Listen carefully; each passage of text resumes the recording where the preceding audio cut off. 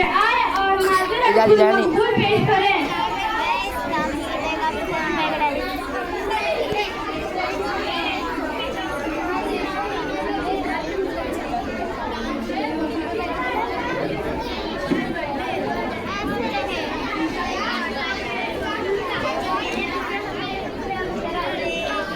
नबी करीम सल्लल्लाहु अलैहि वसल्लम की बारगाह में अकीदत के फूल पेश करना है। मैं दावत देती हूँ रेशमा जिलानी को वो तशरीफ लाएं और माजरत मकबूल पेश करें।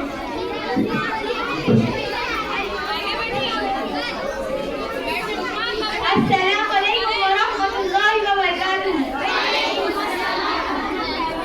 मेरी आप सभी से गुजारिश है कि एक बार दुरूद शरीफ पढ़ लिए।